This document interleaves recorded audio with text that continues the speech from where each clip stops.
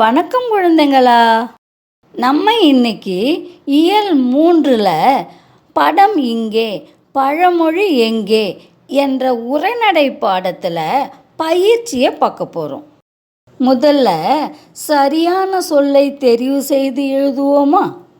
மரப்பொந்து. இச்சொல்லை பிரித்து எழுத கிடைப்பது டேஷ். ஆ மரம் கூட்டல் பொந்து. ஆ மர கூட்டல் பொந்து. இ மரப் கூட்டல் பொந்து. ஈ மரப்பூ கூட்டல் பொந்து. மரப்பொந்துன்ற சொல்ல எப்படி பிரித்து எழுதணும்னா மரம் கூட்டல் பொந்துன்னு எழுதணும். ஆ மரம் கூட்டல் பொந்து. அக்கரை. இச்சொல்லை பிரித்து எழுத கிடைப்பது டேஷ். ஆ அக் கூட்டல் கரை. ஆ அந்த கூட்டல் கரை. இ ஆ கூட்டல் கரை. ஈ ஆ கூட்டல் அரை. அக்கரைன்ற சொல்ல எப்படி பிரித்து எழுதணும்னா ஆ கூட்டல் கரைன்னு எழுதணும். இ ஆ கூட்டல் கரை. சூறை கூட்டல் காற்று. இதனை சேர்த்து எழுத கிடைக்கும் சொல் டேஷ். ஆ சூறை காற்று. ஆ சூர்காற்று. இ சூறக்காற்று. ஈ சூறைக்காற்று. சூறை கூட்டல் காற்றுன்ற சொல்ல எப்படி சேர்த்து எழுதணும்னா சூறைக்காற்றுன்னு எழுதணும். இதில் கூட்டலை எடுத்துட்டு இக்கு சேர்த்து எழுதணும். சூறைக்காற்றுன்னு எழுதணும். ஈ சூறைக்காற்று. புரியுதா குழந்தைங்களா? அடுத்து கண் கூட்டல் இமைக்கும். இதனை சேர்த்து எழுத கிடைக்கும் சொல் டேஷ். ஆ கண்ணிமைக்கும். ஆ கண் இமைக்கும். இ கண்மைக்கும். ஈ கண்ணமைக்கும். கண் கூட்டல் இமைக்கும்ன்ற சொல்ல எப்படி சேர்த்து எழுதணும்னா கண்ணிமைக்கும்னு எழுதணும். ஆ கண்ணிமைக்கும். அமர்ந்து கூட்டல் இருந்த. இதனை சேர்த்து எழுத கிடைக்கும் சொல் டேஷ். ஆ அமர்ந்திருந்த. ஆ அமர்ந்து இருந்த. இ அமர் திருந்த. ஈ அமர்ந்து திருந்த. அமர்ந்து கூட்டல் இருந்த என்ற சொல்ல எப்படி சேர்த்து எழுதணும்னா அமர்ந்திருந்தன்னு எழுதணும். ஆ அமர்ந்திருந்த. புரியுதா குழந்தைங்களா? அடுத்து கீழ்காணும் சொற்களை பிரித்து எழுதுக. மணியோசை. மணியோசை என்ற சொல்ல எப்படி பிரித்து எழுதணும்னா மணி கூட்டல் ஓசைன்னு எழுதணும். மணி கூட்டல் ஓசை. தேனிசை என்ற சொல்ல எப்படி பிரித்து எழுதணும்னா தேன் கூட்டல் இசைன்னு எழுதணும். தேன் கூட்டல் இசை. புரியுதா குழந்தைங்களா? அடுத்து பொருத்தமான சொல்லை கொண்டு பழமொழியை நிறைவு செய்க. நமக்கு இங்கே பெட்டியில் சில வார்த்தைகளை கொடுத்துருக்காங்க. அந்த வார்த்தைகளை கொண்டு பழமொழியில் உள்ள டேஷை சரியாக பொருத்துவோமா? யானைக்கும் டேஷ் சறுக்கும். நம்ம பேசும்போது யானைக்கும் அடி சறுக்கும்னு சொல்லுவாங்க இல்லையா? அதுதான் இந்த பழமொழியில் டேஷில் அடின்னு எழுதணும். இப்போ சேர்த்து சொல்லுவோமா? யானைக்கும் அடி சறுக்கும். அடி. விளையும் டேஷ் முளையிலே தெரியும். விளையும் பயிர் முளையிலே தெரியும். பயிர். 5ல் டேஷ் 50ல் வளையாது. 5ல் வளையாதது 50ல் வளையாது. வளையாதது. ஆத்திரக்காரனுக்கு டேஷ் மட்டு. இப்போ நீங்கள் சொல்லுங்கள் பார்க்கலாம். ஆத்திரக்காரனுக்கு புத்தி மட்டு. புத்தி. ஆழம் தெரியாமல் டேஷ் விடாதே. ஆழம் தெரியாமல் காலை விடாதே. காலை. புரியுதா குழந்தைங்களா? அடுத்து சொல்லை இடம் மாற்றி பழமொழியை கண்டுபிடிக்க. இங்கே நமக்கு 5 பழமொழிகளை மாற்றி மாற்றி கொடுத்துருக்காங்க. சொல்லலாம் மாற்றி மாற்றி கொடுக்கும்போது பழமொழி சரியாக சொல்ல முடியாது இல்லையா? இப்போது நம்ம பழமொழியை சரியாக சொல்ல மாற்றி எழுதுவோமா?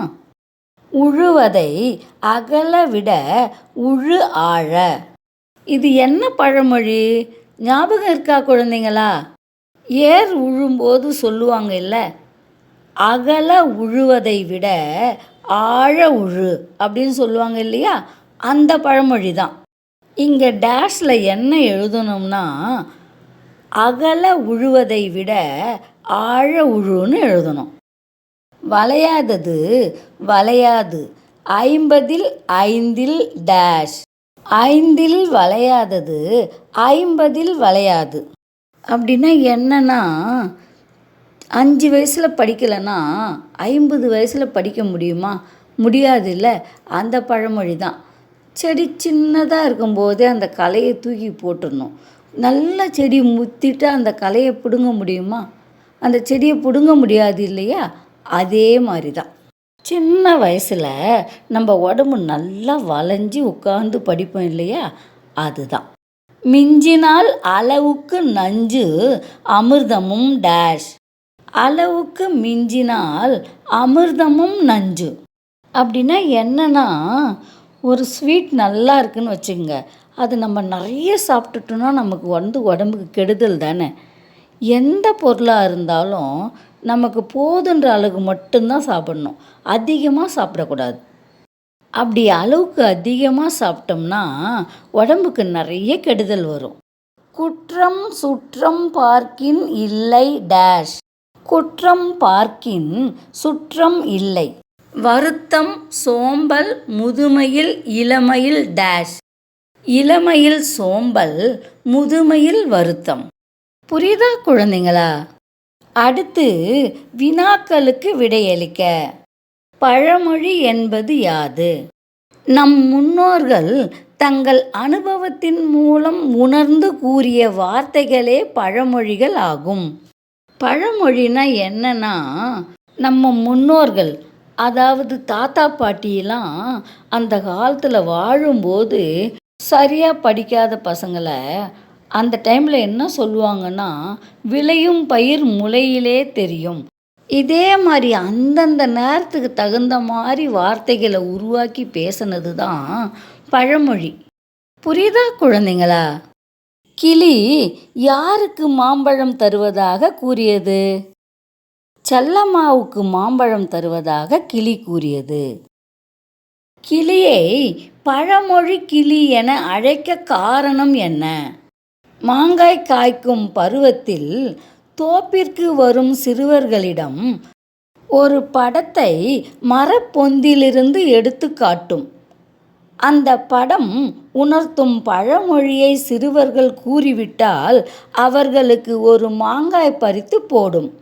அதனால் அதை பழமொழி கிளி என்று அழைக்கின்றனர். நம்ம பாடத்தில் வந்த கிளி மாமரத்தில் மேலே உட்காந்துக்கிட்டு இருந்ததாம். அப்போது சிறுவர்கள்லாம் கீழே விளையாடிட்டு இருந்தாங்களாம். அந்த நேரத்தில் கிளி என்ன செஞ்சுதான், ஒரு படத்தை கீழே போட்டுதான். அந்த படத்துக்கு தகுந்த பழமொழியை யார் சொல்கிறாங்களோ அவங்களுக்கு ஒரு மாங்காய் பறித்து போடுமா. அதுதான். புரியுதா குழந்தைங்களா? அடுத்து இப்பாடத்தில் நீ அறிந்து கொண்ட பழமொழிகளை பட்டியலிடுக. இந்த பாடத்தில் என்னென்ன பழமொழிகள் வந்ததுன்னு பார்த்து எழுதலாமா? யானை வரும் பின்னே மணி யோசை வரும் முன்னே. இக்கரைக்கு அக்கறை பச்சை. ஆளும் வேலும் பல்லுக்குருதி. நாலும் இரண்டும் சொல்லுக்குருதி. காற்றுள்ள போதே தூற்றிக்கொள். அகல உழுவதை விட ஆழ உழுவதே மேல். பார்த்தீங்களா குழந்தைங்களா? இந்த பழமொழிகள்லாம் தான் நம்ம பாடத்தில் வந்த பழமொழிகள். இதெல்லாம் நீங்கள் நல்லா படித்து மனப்பாடம் பண்ணி வச்சுக்கோங்க. பழமொழிகளை மனப்பாடம் பண்ணும்போது நல்லா புரிஞ்சு படித்து மனப்பாடம் பண்ணுங்க. புரியுதா குழந்தைங்களா? பயிற்சியை நல்லா படித்து சரியான விடை எழுத முயற்சி செய்யுங்க. நன்றி.